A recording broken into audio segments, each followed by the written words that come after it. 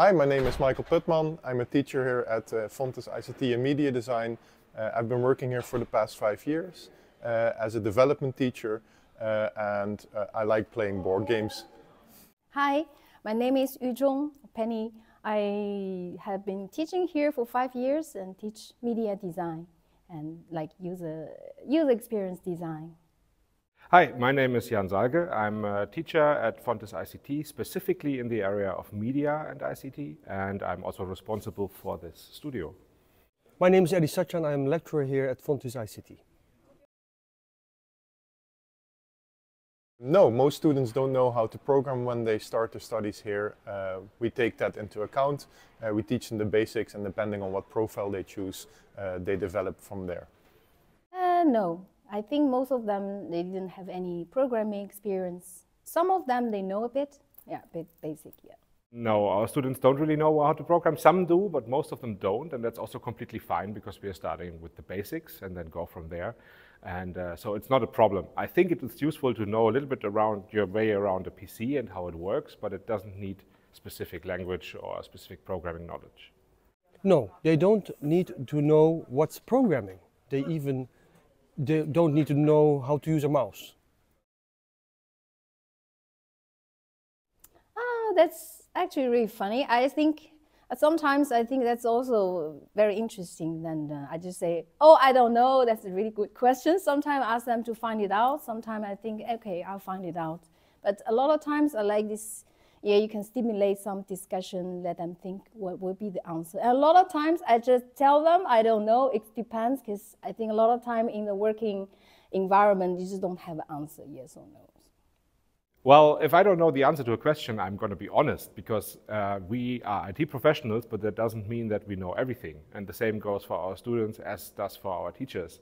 So then we try to research it together and find out what the answer to the question is. I tell them honestly, we are also not all-knowing, so then we together go look for the solution. That teaches them that not everyone knows everything, so it's also fine for them if they don't know something. And it teaches them also how to find an answer to their problem, and we do that with guidance, so they know how to look for it themselves next time. I'm not worried that AI will replace me as a teacher, but my task and my work will change.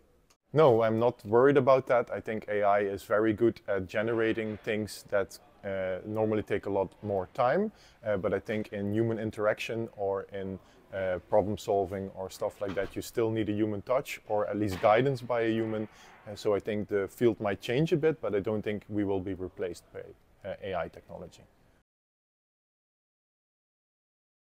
If I'm not a struggling student, that depends largely on the student. Some of our students are more self-sufficient and they thrive on doing things on their own and be really responsible for their own education. In that case, I would help them find maybe the research resources that they need to succeed. We also have students that are a bit more in the mindset that they need a curriculum that is easy to follow, like a red thread that they can follow through topics. In that case, we have resources that we can show them where to go and what to do. And last but not least, we have Student Plus, who helps students with special needs like neurodivergency or any other issue that might arise. Of course, you have to talk with people and asking questions.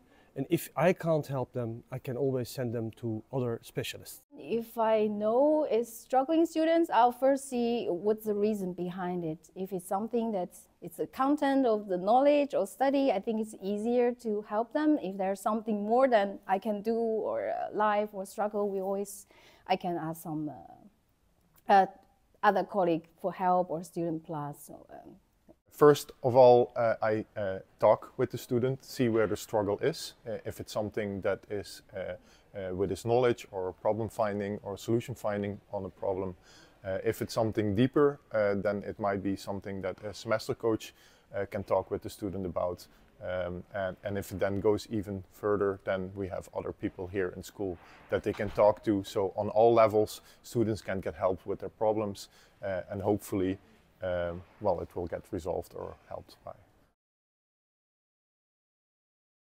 think one thing is these young people and these interactions, you also learn from them, stimulation, like all this knowledge, And also I like it that I can transfer some of my experience or knowledge to them.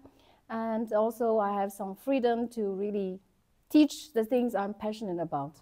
The interaction with students is actually the nicest thing about my job.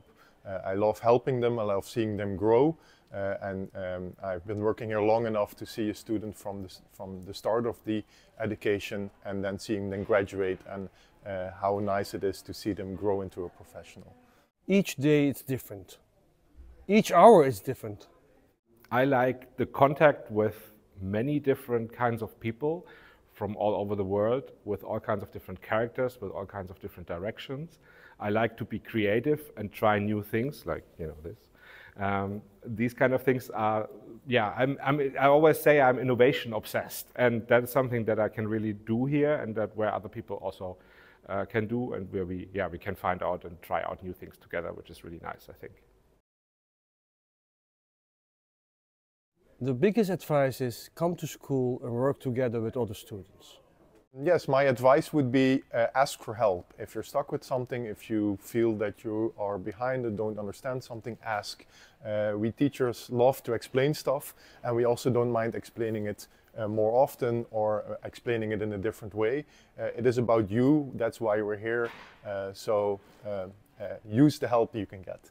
I think what my experience here, I think I would just say this ICT, this media design or this study is a place that you can really explore yourself, and maybe something you will find out also your passion in the designer, either as a designer or programmer, that doesn't matter. I think also what is nice here is this opportunity for you to think how you can, what is your future career? You can always make switch, find your passion, find what you're really good at, and that's, I think, the environment for you if you want to also try out, challenge yourself. So it's always opportunity for you.